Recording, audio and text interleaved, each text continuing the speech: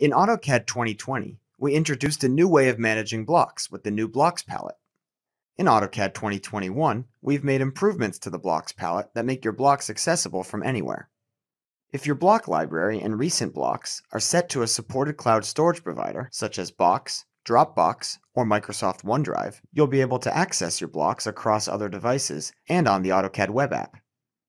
In this drawing, we'll insert a fixture to this office remodel. In the updated palette, you can find, preview, and insert blocks. Select a folder from a cloud storage provider that contains your blocks.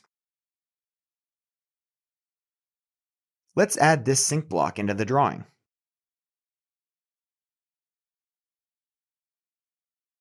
Let's say later on you're away from your computer and you realize you need to insert a different sink.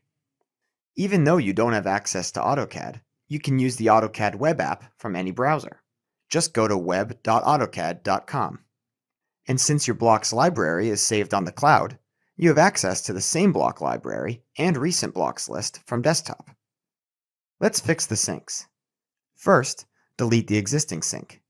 Then, on the Blocks tab, use the block library to add the new sink block into the drawing, just as you would have on desktop.